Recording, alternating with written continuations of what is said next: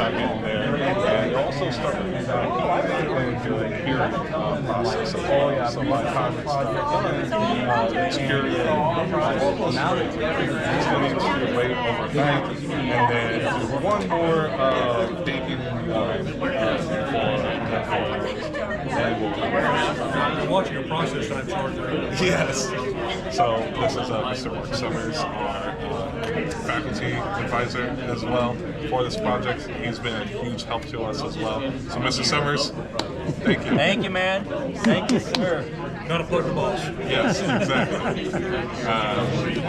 Honestly, this project probably couldn't be done with him. Hilton, how are you?